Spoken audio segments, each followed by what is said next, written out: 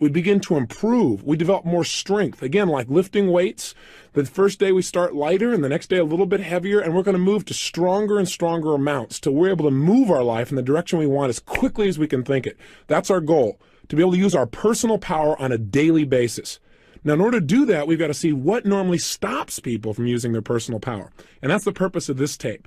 I want to share with you what I believe is the controlling force in all human behavior. What drives us? In other words, everyone could take action. Literally, if it's that simple, if all it takes to succeed is the ability to know what you want, take action, know if it's working, and keep changing until you get what you want, how come everybody doesn't do it? The reason is fear. And the fear is usually fear of failure or success or rejection. But the real word I would use for this thing we're afraid of is pain. I believe that every single person on this earth is driven by two forces. Number one, their need to avoid pain, and number two, their desire to gain pleasure. Those two twin forces are the drive behind all human behavior. So let me ask you a question. My guess would be this isn't the first set of self-improvement tapes that you've invested in your lifetime. Did you really use the last set you invested in? My hallucination is the answer is no, you didn't use them at least at the level you could have. And the reason I quote-unquote hallucinate that is I found out the statistics show that less than 10% of the people who purchase tape programs ever listen to them in their entirety.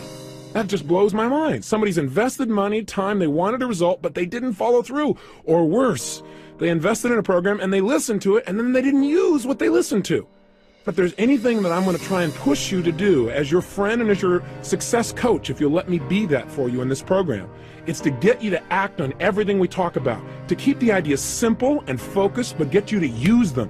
See, you don't have to have a complicated idea to make a difference in your life. What you need are ideas that you apply. And that's what we're really going to go for 1,000% in this program. But the question is, how could somebody go to school? How could somebody go to a seminar? How could somebody read an excellent book and still not produce the results? So why didn't I follow through? I obviously wanted the results that I knew this book could give me. Why haven't you followed through on some of the things you know you really want? Why not? Why haven't you used your personal power and taken action? What has prevented you from taking action? And I would suggest to you it's what this tape is about. The two controlling forces have directed your life and kept you at times from taking action. And those forces again are the twin forces of pain and pleasure. Remember, everything we do in life, we do out of our need to avoid pain or a desire to gain pleasure. I'll give you an example. I don't know if you're a lady listening or a gentleman, but when I speak to audiences, I'll invariably ask the ladies in the audience, please raise your hand if you put on makeup today. Do you know that 90% of the audience will raise their hand? Many times 99%. Now, think about that. Why do they put on makeup each day, or why do you if you're a lady? Why? Is it because you wake up in the morning and say, look in the mirror and say, God, I love this process? I doubt it very seriously. Why you put it on is for one of two reasons. You put on the makeup because in your mind you say, you know, putting on makeup makes me feel more attractive. So what is that doing? Why are you taking action? To gain pleasure. Or you might say, well, gosh, when I put on makeup, people think I'm more attractive. They feel more attracted to me, which again makes you feel good. It makes you feel a pleasurable type of feeling. That's why you do it. Now, some people wake up in the morning, and that's not why they put on makeup.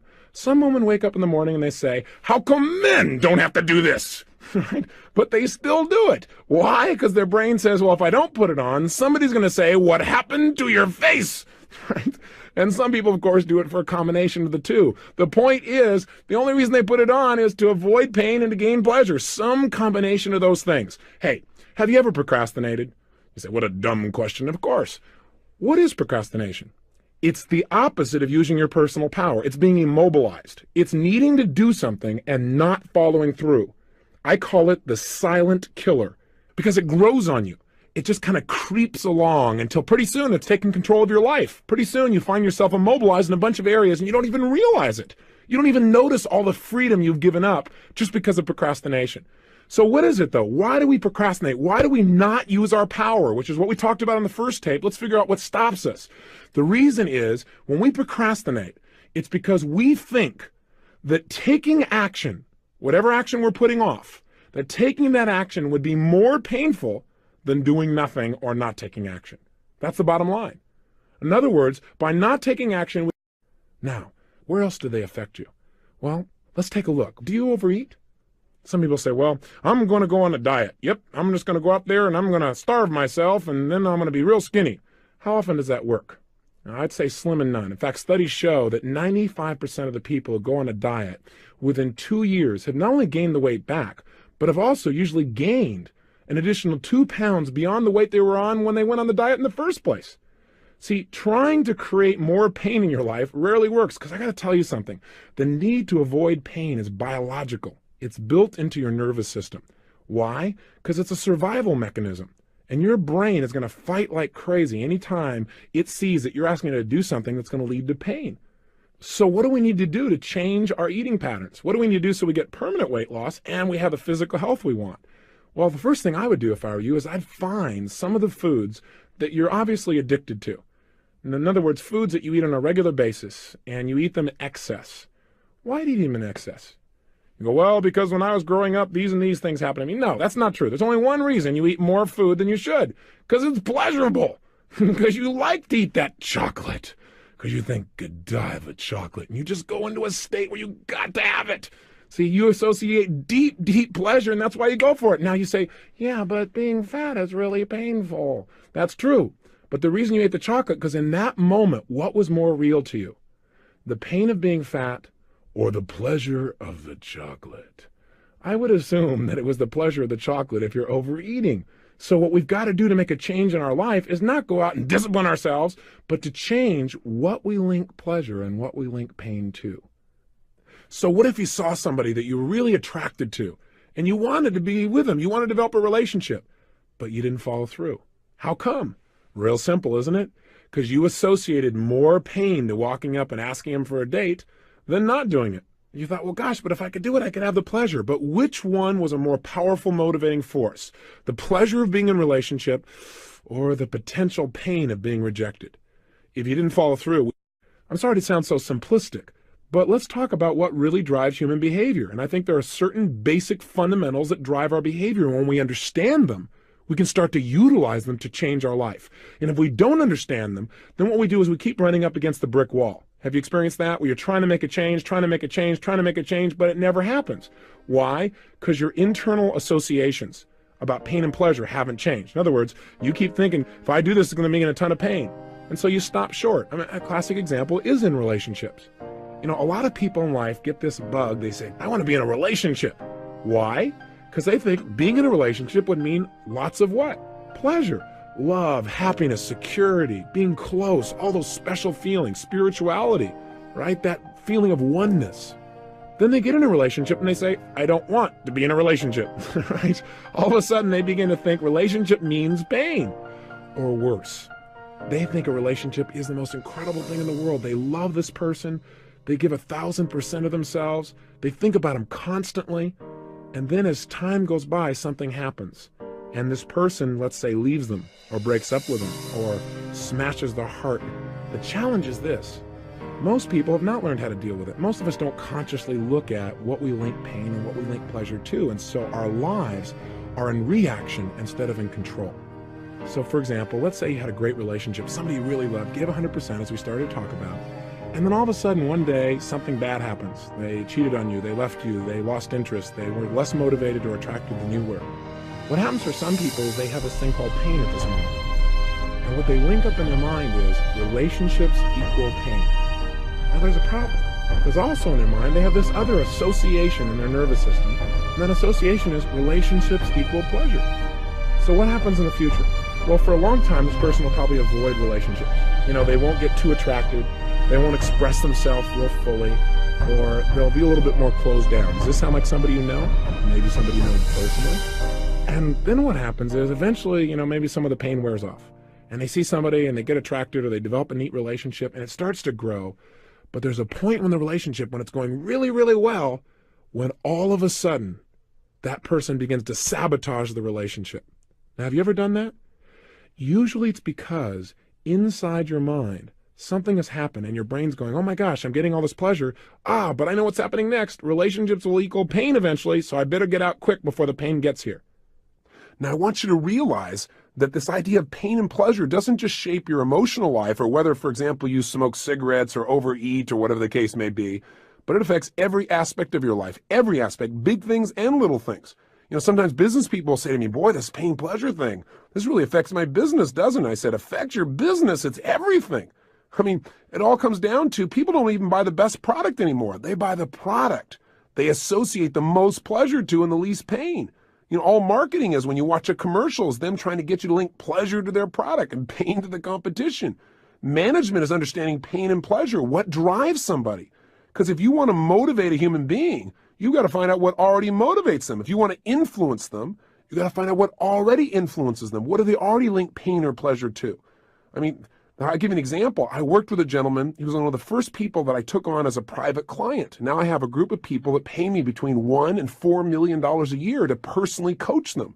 I don't say that to impress you, but I want to impress upon you, these people will not pay that kind of money unless they get real results. And this man was the first client I took on, was a man who made $500 million in one day, one of the top financial traders in the world. That's pretty amazing. But then he went through this challenge. And the challenge was he couldn't get himself to make any money.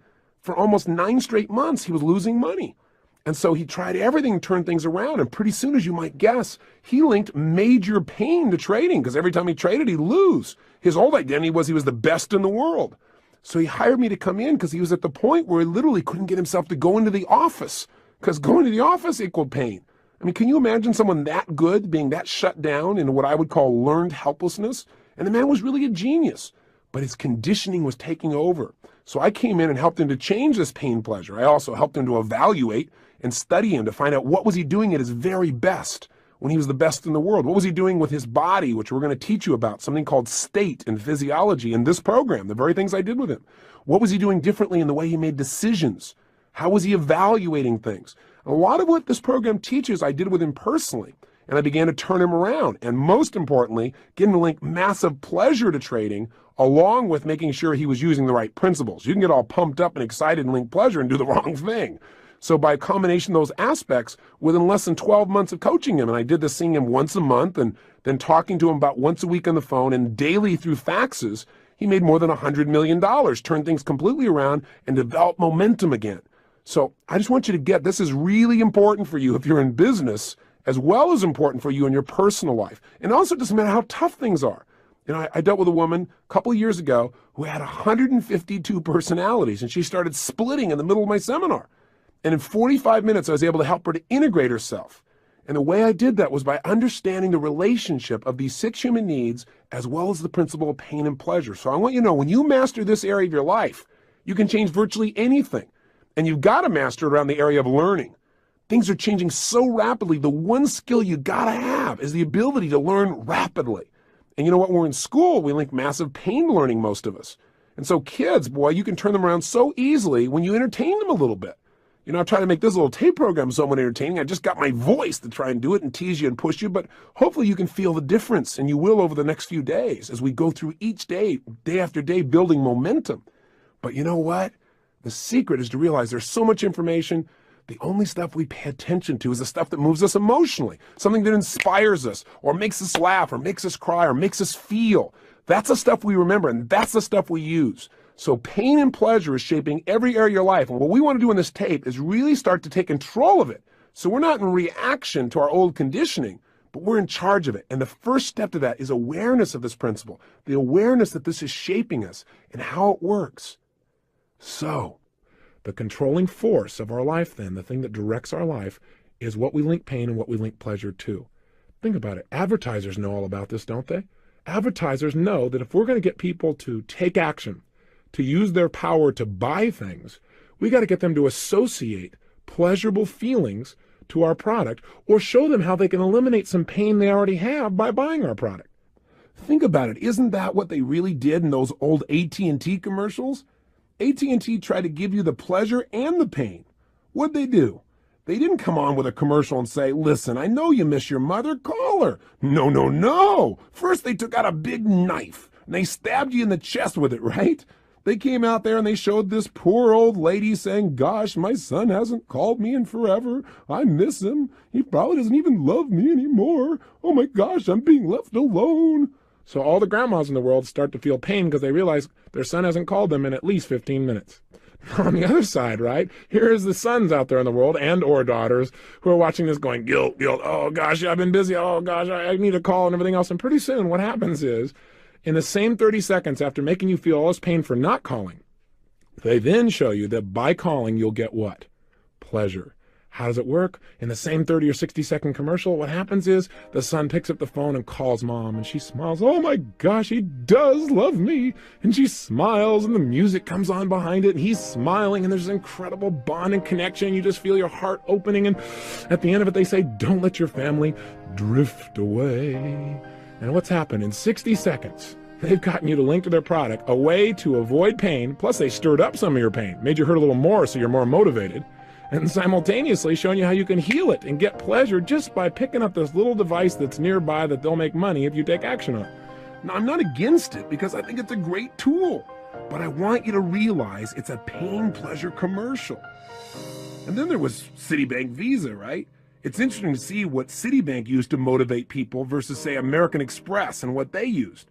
They both had two classic commercials. In the Citibank commercial, there's a dark background, and a man comes on, and he's got a lot of pain. And he says, yeah, I got the phone call. It's 4 o'clock in the morning. My father was having a heart attack. I had no money. And all of a sudden it comes on, and the Citibank lady comes on with a smile and says, you know, we heard about his problem. And she said, we wanted to help. He called us. He told us what he needed the money for. We gave him the credit. Goes back to the man. Yeah, because of Citibank, I was there. I was there at my father's hospital bed, thanks to Citibank. People who care. Now, what's the implication here? Well, if you want to solve the pain in your life, just get a Citibank Visa, and they'll handle it. You need more money? Hey, just call. They'll handle it. They understand. Well, that's an interesting way of looking at things. So how can we use this understanding of the controlling force? How can we use the understanding that pain is a greater motivator than even pleasure? Well, the way to use it is to begin to understand that in any moment in time, our reality is based on whatever we focus on. That is, at any moment in time, whatever you focus on is what's most real to you. For example, if you're looking at that piece of chocolate and you think about eating the chocolate and you just let your mind flow based on its old associations, it might say, yumbo, it's time to eat. You might immediately get that pleasure feeling. And as long as you focus on the pleasure you're going to get, and that is your primary focus, and that's what's most real to you, then you're going to be drawn towards the chocolate. But haven't you also had times where you didn't eat the chocolate? Or you didn't eat something that normally you're kind of addicted to? Haven't there been times when you've stopped yourself? How have you done that? The answer is you changed your focus, and you focused on the pain you probably would experience or the pleasure you would get by not eating the chocolate. So what you did is, instead of just thinking intellectually, well, yeah, not eating the chocolate will make me thinner, you literally focused on, hey, I'm going to be going to this particular ball and I want to look like $1 million. I want to feel strong. If I eat that chocolate, I'm going to feel lousy. I'm going to feel bloated. I'm going to feel heavy. So you began to focus on all the pain plus all the pleasure you'd get by not eating it. And your behavior changed. Isn't that true? If you've ever stuck to a diet, for example, isn't it true that the way you stuck to it is one day you finally got to the point where you'd had it? You said, look, you looked in the mirror one day, or somebody said something to you, or you noticed that you were just feeling sloppy and tired, and you went through what I call threshold. Threshold is when you experience so much pain you said, I've had it. That's it. No more. And then you begin to find a way to change it. Well, I believe that you can do this with anything at any moment in time, and I know you can. All you got to do is control your mental focus. So if you want to change your behavior, you must focus on how not doing something is going to be more painful than just going for it. In other words, link not taking action as being more painful than just doing it. Just the way we talked about with procrastination, do it to yourself up front. Don't wait till life puts you in a pressure situation where you feel like you have to do something. Does that make sense? So how can we use this in other areas of our life? Do the same thing. You want to connect with somebody, you want to make sure you communicate with them, then think about, if I don't do this, I know I feel busy, I know I feel overloaded, but if I don't call them here on their birthday or on Easter, how's it going to make them feel? How am I going to feel? You know, that would be painful. If I just made the call and I connect with them and they feel appreciated, how's that going to make me feel? Pleasurable. Use pain and pleasure instead of having pain and pleasure use you. That's the secret to success. You do that and you're in control of your life. You don't do that and life controls you.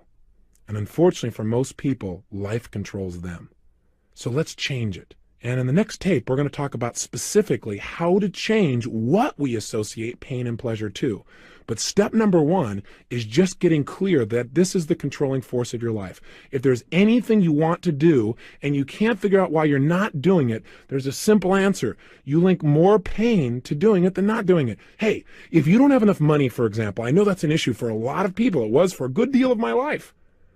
If you don't have money, there's only one reason. You link more pain to having more money than to not having it.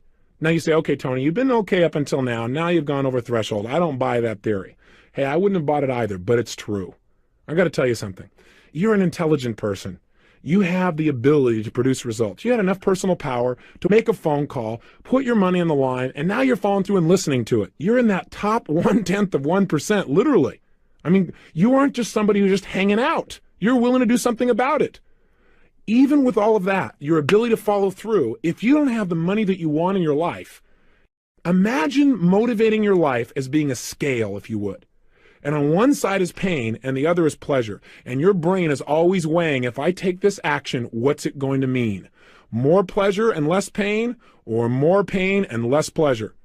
If you're not following through, it's because you've got that scale weighted in the opposite direction as it needs to be. And if you're going to change your behavior and use your personal power, then you've got to change what you associate pain and pleasure to. If you're sabotaging your success in any area of your life, it's exactly the same reason. You're having what I call approach avoidance. That is, you have a mixed set of associations about pain and pleasure. As I gave you the earlier example, in a relationship, I want to be in a relationship. It'll mean pleasure. But then you get into it and you start to notice some things and your brain says, oh, it might end. It might mean pain. And so you start to make relationships work and you sabotage them. You may do the same thing financially. I want money because money will mean for me maybe more freedom, or I could give to my friends, or I could buy my kids something, or I could travel the world, or I could learn something new, or I could hire this best coach in the world to do something for me. And yet at the same time, your brain's going, yeah, but then I'll get judged, or yeah, I'll have to give up all this stuff, or I'll have no time with my family and all this pain. And so you don't follow through and you begin to sabotage financially.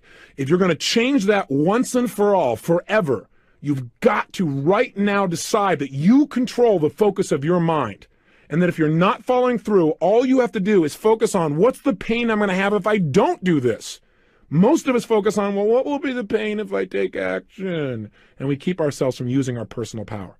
Your focus has to be, what will be the pain if I don't do it? What will be the ultimate price if I don't follow through? What will it cost me emotionally, spiritually, physically, financially, in my life? What will happen to the juice and passion of my life if I don't follow through? If you start asking those questions, you'll be able to motivate yourself. And when we get into the goal setting workshop in this program, you're going to find that I'm going to show you not only how to set goals and find out why. So let me give you an assignment. And then tomorrow, we're going to show you how to make changes rapidly. But let's make some changes right now, okay? Take out your journal. I want you to write down 4 actions that you need to take in your life that you've been putting off. Now, I know you made some decisions a day or so ago, but I want you to look at 4 more things. What are 4 actions that you need to take? Maybe you need to lose some weight. Maybe you need to stop smoking. Maybe what you need to do is need to make a phone call you haven't followed through on. Maybe it's initiating a new job interview for you. Maybe what it is communicating to somebody that you really, really are attracted. Or maybe it's you're in a relationship with somebody and you haven't communicated how much you really love them in a long time, real directly. You're kind of taking it for granted. I don't know what it is. But I want you right now to write down what are 4 actions that you could take immediately that you've been putting off. You know you should take, but you haven't done it. Again, make these 4 different than the ones you already did yesterday. Don't go, well, I did 2 of them yesterday, so that means I have to do 2 more today. No, remember I said each day we're going to do a little more? We're going to increase the weights. We're going to develop more muscle, more will, more power. That's what we're doing right now. So you're going to write down 4 new actions, right? 4 simple actions that you're going to take. And then what I want you to do is I want you to be honest with yourself. I want you to write down under each action that you've not taken that you know you should. I want you to write down what is the pain that you associate that's kept you from taking action in the past. Let's just get clear. Because I guarantee you that if you've not taken action, it's because you associated more pain to taking action than not. Okay, you've heard that about 19 times, but you're going to hear it again and again until you start to use it. You know, I once heard a story about this great minister, and people came to his church and they listened to him, you know, give this great sermon. And it was a phenomenal sermon. And then they came back the next week and he got up and gave the same sermon. And the third week it was the same sermon. And after about 5 sermons in a row of the exact same sermon, a couple of the elders in the church decided to pull the minister aside and see if he was okay. And they said, sir, I don't know quite how to communicate this to you, but are you aware that some of what you've been saying has been pretty much identical as to what you said last week and the week before and the week before? And the minister just smiled very calmly. He said, oh, I'm glad you noticed. I said, well, why are you doing that? He said, I'm going to keep doing this sermon until you guys start applying it. So if I sound like I'm giving a sermon that sounds like the same one, it is. We're going to make sure you apply it and make sure you embed it. So 1, write down the 4 actions. 2, make sure you write down what is the pain that you've associated with doing this in the past, and just be honest with yourself. And if you say, Tony, I have no pain associated to it, well, then think a little stronger. Maybe the pain is simple. Maybe it's like, well, the pain of taking the time. It'd be more painful to take the time to do it than other things you're really more caught up in and that you think will give you more pleasure. But write it down. 3rd step, I want you to write down all the pleasure you've gotten by not following through. Because sometimes by not following through, it's giving you pleasure too. You go, well, I don't understand. Well, let's say, for example, you think you should lose some weight. And that specifically, in order to get that done, one of the actions you should take is to stop eating mass quantities of chocolate or sugar or cake or whatever it is, okay? Now, why haven't you done that? Well, answer number 1, because you associate pain to dieting. In fact, what are the first 3 letters in the word diet? That ought to give you a clue why most people want to avoid it. Right? They feel like they're dying. The bottom line is that's kind of painful. So what have you done? You've associated taking something away. Loss equals pain for most of us. If we feel like we're losing something or giving something up, we feel like losing weight, it's going to be painful. So you go, well, gosh, I would be taking something away. I would be taking away things I used to have pleasure eating. So that's pain. What are all the pains that you would associate? Step 3, what's the pleasure you get by still eating? Well, you get the pleasure of eating chocolate. You get that momentary feeling inside. So that's step number 3. Step number 4, I want you to write down the opposite. What do I mean by that? What I mean is I want you to write down what it will cost you if you don't change. That is, if you don't stop eating chocolate in mass quantities, if you don't stop smoking, if you don't make that phone call that you know you need to make, if you don't start consistently working out each day, if you don't go out and really make an effort, even though it may be difficult, to get through to that person who in the past has made you mad, if you don't do that, what's it going to cost you? And be honest with yourself. What will it cost you over the next 2, 3, 4, or 5 years? What's it going to cost you emotionally? What's it going to cost you in your self-image? What will it cost you in your physical energy level? What will it cost you in your feelings of self-esteem? What will it cost you financially? What will it cost you in your direct relationships with the people you care about most? And I really want you to hone it down. And how does that make you feel? In other words, don't just go, well, it'll cost me money. Well, I will be fat. That's not enough. You got to remember, what drives us are our emotions, not just our intellect. So get emotional about it. What will it cost you, and how would that make you feel to not get those results?